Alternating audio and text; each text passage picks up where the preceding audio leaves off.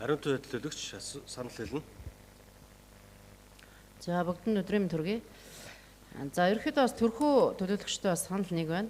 За ер нь бол энэ төслийн нэгжлийн удирдлагуудыг хаанаас сонгон шалгаруулдаг юм? Ямар хүмүүс байдгийг. За сөөхийнхэнтэй уулзаад хэсэг нэг сөөхийн хүмүүсийг одоо хуйлруулад лаар өрөөсөг гүйлгээддэг иймэрхүү нөхдөл ингээ байгаад идэм бэл. Тэгэхээр энийг хэрхэн яаж хаанаас сонгон шалгаруулдаг юм бэ нэгдүгээрт. За хоёрдугаарт иргэдээс сонгогдсон энэ иргэдийн хурлын төлөөлөгч бид нар өөрсдөө юм дутуу ойлголттой байгаа энэ цаг үед иргэд одоо ойлгох уу?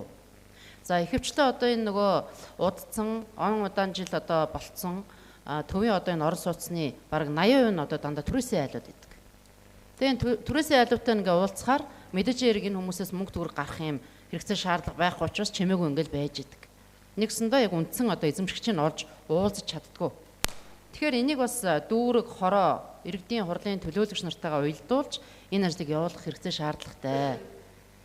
Тэгээд түрүүс бид нар одоо магадгүй энэ сөөгтэй холбоотой дээвэр засвар, басаад засвар гэсэн нэлээдгүй хийж байгаа. Тэгээд үүний бас дараагийн чанарын асуудлыг ярих хэрэгтэй. За нэг хэсэг бүлэг компаниуд ингээ авчдаг. За магадгүй нөгөө галж тамтгай хөөсөнтрээр авчиж хийчдэг. Одоо бол технологи бас хөгжиж байгаа шүү. Тэгээд хуучны нэг 5 хөөс 10 хөөс авчиж хийгээд нөгөөх нь галж тамтгай магадгүй нэг 4-5 жилийн дараа бүгд өөрөө дунчдаг. Ийм нөхцөл байдалтай одоо ер нь урдны ажлууд бол явагдсан шүү. Тэгэхээр энийг бас нэн дараа хурлын төлөөлөгч нар мэдээлэл болгож одоо өгөх хэрэгтэй. Тэгээд гинтхэн одоо яг чуулган дээр нэг цаас барьж орж ирэл тараачих юм. Тэгээд энийг бас нэг бүлэг дээр, хурал дээр тодорхой мэдээлэл иргэдтэй өгөх бас хэрэгцээ шаардлага байгаа шүү гэдэг бас санал болгож хэлье.